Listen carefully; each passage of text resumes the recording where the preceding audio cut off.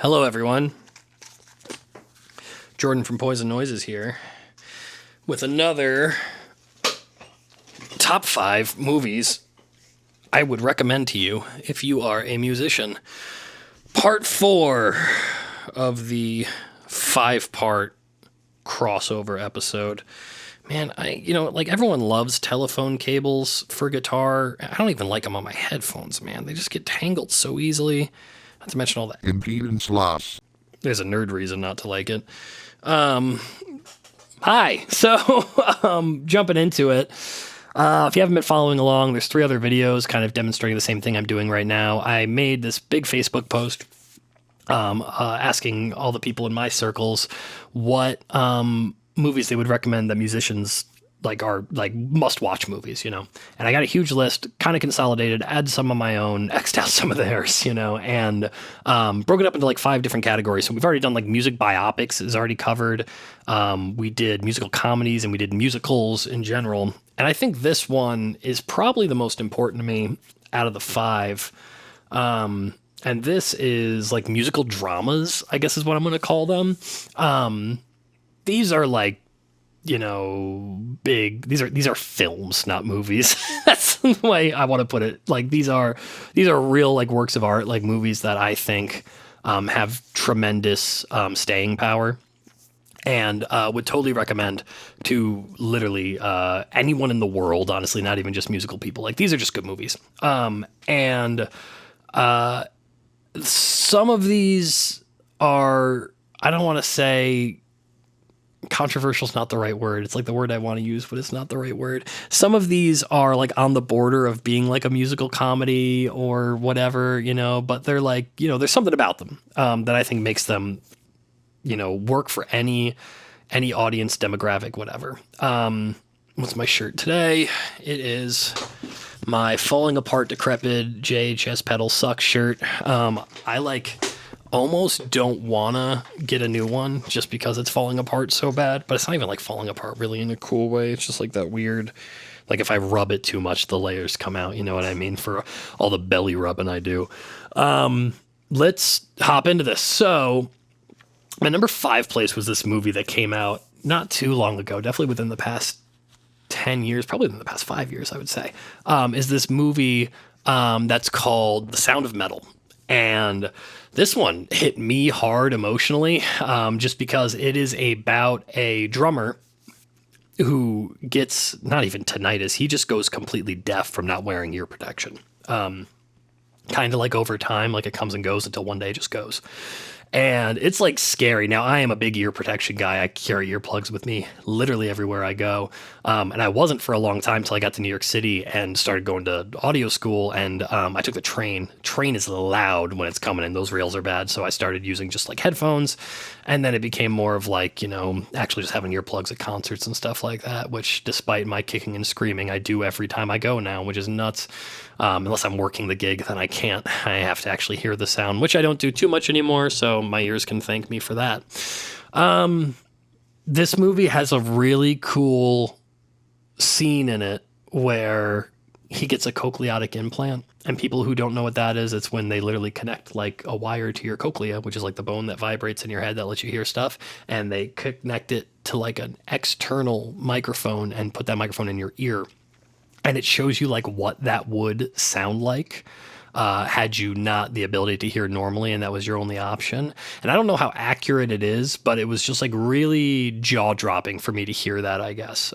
It's also a great movie. This is not the only reason to watch that movie. It is I don't want to say it's a slog because it's paced well, but it is bleak, this movie for sure. But I would go watch it. Especially if you want to terrify yourself into keeping your ears safe, I would definitely recommend it. That's our number 5 spot. Number 4 spot is Whiplash. I know this movie made a huge splash. That was not intentional. I know this movie, whip splash. There's a way to make that less funny. I know people liked this movie a lot when it came out. I was not a band kid, but a lot of my friends were band kids, and they said this movie hit them in a way that was just too real in the feels. And it is just a beautiful depiction of the stress that goes into being a professional musician, in a non like, rock band scene, like what it means to go to school, like college, for your instrument, and to take something you love so much and to have it be the thing that's tearing you apart. And J.K. Simmons is incredible. He is the perfect bad guy in that movie. He is so good. I guess bad guy in quotes, depending on how you look at it. But no, it's really good. And like, hot take of this video is I'm not like really like a jazz guy at all. Jazz drumming specifically is just like not super interesting to me. This movie makes it really interesting. I'm pretty much never looking at the drummer if there's jazz happening, which there's not a lot of jazz happening in my life. But even still, go watch that movie. Even if you're not a jazz person, even if you're in a band person, it like holds up by itself. Really good film. Next, I like struggled. I love this movie so much in my 3-place spot, but like I just couldn't figure out where it went in these lists. It took me so long. Coen Brothers, Oh Brother, Where Art Thou? Oh my God, is this movie good? It is so good. And, you could rewatch it a million times endlessly. And it's funny. It's well paced. It's actually like a early 20th century take on the Odyssey, which like it even says that at the beginning of the movie, and it took me so long to realize that. Probably after like my 5th or 6th watch of that movie, and I watched it a bunch. It is a specific kind of funny for sure. I hope it fits the taste of a broad audience. I'm not sure if it does personally, but there's this one bit in this movie that's really funny to me that I've never laughed like. I've never found someone who laughed at this as hard as I did. There's this bit like, the premise of it, broadly really, watering it down is they're like 3 convicts on the run, like escape from jail. And like whole like black and white stripe chain gang thing, and there's this bit where like the cops finally catch up to them and they're like holed up in a barn. And George Clooney, like while the other 2 characters are just trying to figure out what they're going to do, he just keeps going, oh man, we're in a tight spot. And he says we're in a tight spot like 10 times in a period of 3 minutes, but like in such a way where it doesn't seem forced and you like could almost not notice it. But for that to be the only thing someone says over and over again when you're trying to come up with a plan is so funny to me. I don't know. I couldn't really tell you why. It just, that tickles me so good. And maybe I've over-explained it so much where it'll never be funny to anyone else ever again. It's really worth it. Highly recommend. Go watch Oh Brother, Where Art Thou? I'm sure that's streaming somewhere. It's gotta be. That movie's so good. A lot of really good music in it also, just like by itself. A lot of really good music in it. Okay, number 2. It surprises me how many people haven't seen this movie. 90s as heck. SLC Punk it's a Matthew Lillard movie about the punk scene in like the 80s, maybe late 80s or early 90s, but it feels like just 80s in Salt Lake City, which is a really weird place for there to be a punk scene, right? Because you got, there's a big religious community out there. It's kind of in the middle of nowhere by itself. A lot of restrictions on alcohol and stuff like that.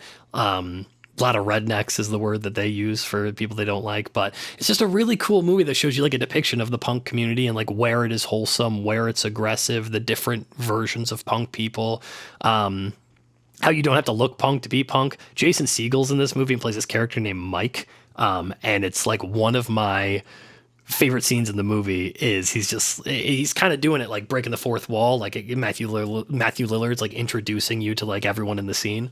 And he says something to the effect of, you see this guy? He ain't no poser. This is Mike. He may look like a nerd, but he's actually the most hardcore dude here. And then like a guy bumps into him and Jason Segel like takes the back of this dude's head and just smashes him into a wall. It's just like, and he's like wearing like a polo tee and like nerdy glasses. And it's just, the whole thing is just awesome. Some really good monologues about what it means to be punk rock in there. Whatever that's worth to you guys. If you like punk music, must-see movie. If you like music movies, must-see movie. If you just like movies, I would still recommend going to see it. It's so good. All right, my number 1 spot. This movie's probably at least a top 10 movie for me overall. I'm going to put it in like my 7th place. Because for right now, for me, it's like Fight Club, Departed, Good Will Hunting, Back to the Future, Breakfast Club. I don't know. Let's just put Almost Famous right there so I don't have to think about it any harder. Go on my letterbox or something. Almost Famous is a Cameron Crowe movie that's actually kind of like an autobiography about when he was a kid writing, working in music journalism for bands of that scene. I can't remember what bands he worked with. I think Skinnerd was one of them, maybe Zeppelin. His like narrative from like what he did as a kid to what he did as a filmmaker is really breathtaking. It really is. And great movie. It had Elton John in it. There's an Elton John song in it, Tiny Dancer, that was a big deal to me when I was a kid because I was a tremendous Elton John fan, like I said in the biopic video we did. And it just does so good. Jason Lee is in it also. If Jason Lee's in a movie, I'm pretty much always willing to watch it. He's so good. Another great narrative of like a guy that went from like X Games professional skateboarder all the way to like, film star. And that's one of his best roles, I think. Almost Famous, I just watched the extended version of it, which I had never seen before. It's like an extra 40 minutes of movie, and every bit of it was also worth it. Like, I couldn't believe it. You should really go watch Almost Famous. Almost Famous is so good. I almost don't even want to tell you too much more about it. You want to know what it's like for a band to be on the road and to see that through the eyes of like a 15-year-old kid? Go watch that movie. Almost Famous is awesome. Surely streaming somewhere. I really should start putting that in the comments or something. Maybe I'll do that in a little text bubble right there or something. That's it for musical dramas. I've only got one category left, and it's going to just give me more heat than anything, I think. But, yeah. That's probably my favorite of the top 5 list. Like, if I was going to recommend just 5 movies to anybody, it'd probably be that category. And tell me if you watch them and what you think about them. I don't know if I've been saying that enough in the comments. I really want to know if you guys watched any of the movies I recommend, if you've already seen them, if you love them, if you hate them. Movie recommendations for me, always very welcomed also. So highly recommend. Please, if not just for the algorithm's sake, but just because I want to talk about movies, engage in the comments. I would really appreciate that. Like and subscribe, do all of that fun stuff. Yeah, man, let's talk more about movies. I got one more list of these. It'll be coming out soon, I promise. Until then, see you later.